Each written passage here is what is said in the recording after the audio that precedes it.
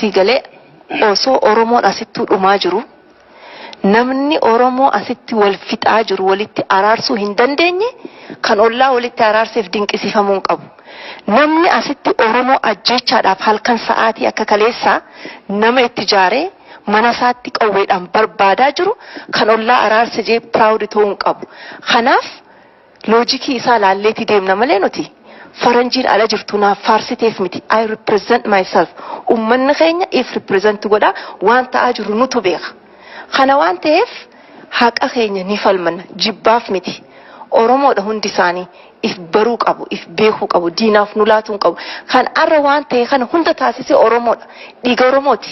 Ijoollee xixiqqoo amma nuti yeroo ammaas keessa jiru ala kana qabbana keessa gangalatu jirtu jira. Osoo nyaatiin kaleerraa jalqabee osoo mootummaan waraana Afrikaa keessaa meeqaffaadha kan Itoophiyaa kun jiru jechuun nagaa kana eeguu dadhabee daa'imman gabbaatee as dura taa'aa jirti. Ijoollee meeqatu dhumaa jira.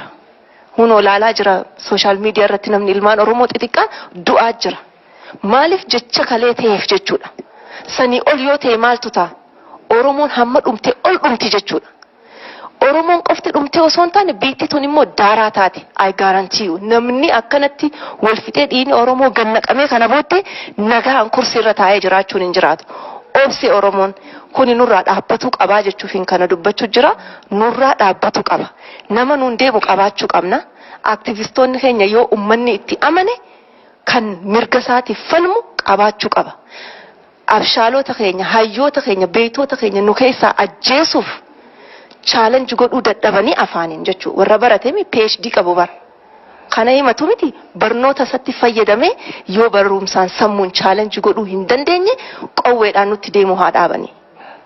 Kana barbaannaa jechuun nuti illeen hanganuman dabarsuu barbaade. Dhugaasuudhaa fi wanta biyyattii kana keessatti taa'e waggaama tokkoon kana gammachuu hin qabnu turre. Anaka maatiin koo jiranatti lixa jiranii lixa irratti wanta ta'aa jiru hundumti keenya beekna. Garuu akka callisnu kan nu godhe tokko isaa jechuudha. Jawaaruma mataa isaati kan nu callisnu kan godhe. Maaliif callisamee anaaf gaaffii ture jechuudha. Keessatti dhadhannechaa ture jechuudha. Garuu immoo yaada isaan dhiyeessanii ittiin nu gorsanii dhiisaa jechaa turan waan amansiisaadha. Jarri kun jara keenya Oromoodhaa jenneeti. Garuu ammarra gaafan taa yaadu Oromummaa taate gobanaan daancheettis Oromoodha. Hararra kun ta'umsaa gam tokkoon waan baay'ee nama gaddisiisu gam tokkoon immoo imimmaan jara saniitiif uummanni mana manatti beelaa jira. Waan lixa jiru waan guji jiru hundumti keenya beennaa jechuudha. Kun maaliif hin dubbatamee nagaarraa callisame? Nagaa biyyattii maaf jecha jechuudha. Nagaa waan magaa barbaacha jechuudha. Hayyoota dhageenyeeti jechuudha. Callisaa dhiisaa alagaan nutti hin kolfinne waan jedhamurraa jechuudha gaammaa. Garuu immoo isaan akkamitti nu yaadanii kana gochaa jiru isaan akkamitti kana gochaa jiru ummati Wallaggatti rakkachaa jiru lixatti rakkachaa jiru Gujiitti kana ta'aa jiru takka muummichi ministeeraas ta'e warri kaan dubbatanii beeku takka ummata keenya miti foon keenya miti maal nuti hin dhaga'amin. Kana nu Jawaarin mararfannee kaleessa wanti dhufee dhufu dura duunee waan isa bira dhufneef isa dhabnaan bannee qabsoo kan akka nu gabrummaa keessatti hin dhufne nama tokko kan nuti qabnu jenneeti. Kunuundi dharraa bilisummaadhaaf nama dhabdu tokko bilisummaa barbaannu bilisummaa kanaan argachuudhaaf nama kana yoo dhabne hagam dudduubatti deebinaa jiru. Namni kun nuuf qaroo keenya ija keenya inneeti. So bilisummaa barbaannaa jechuudha. Rakkoon jiru rakkoo isatti dhufe kana qofaa miti. Ummati dararamaa jira du'aa jira ummati keenya. Har'as ajjeefamee du'aa jira jechuudha. Har'as.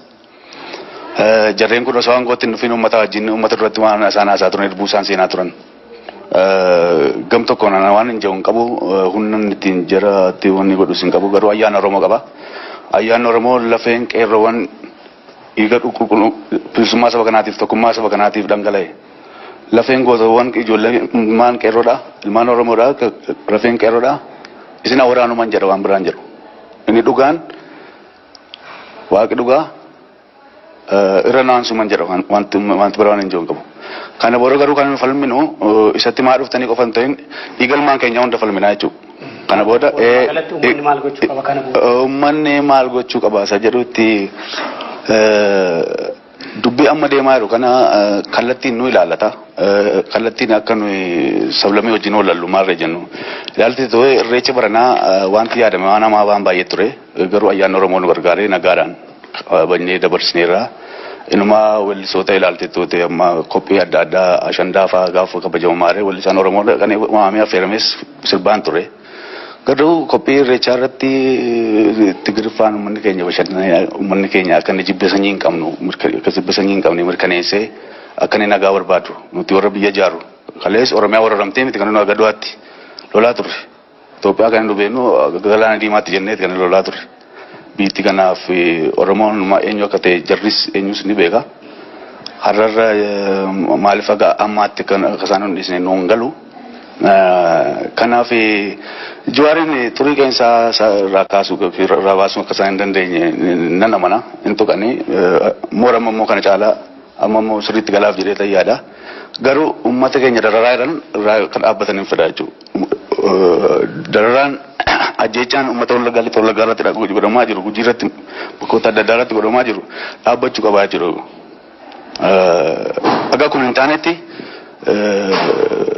mormiin yoon an dhaabaa jee waan itti tufuuf natti fakkaata jechuudha. Garuu nuti biyya jeequun feenu uummanni keenya kaleessas har'as kan inni qabaachuu danda'u kan inni qabaachaa ture jibbiinsa sirnaati malee kasanjiidhaa miti. Jibbiinsa sanyii gonkumaa mudachuu hin qabu uummata keenya keessatti mul'achuu hin qabu. Sababa biraa wajjin walitti bu'uu hin qabnu.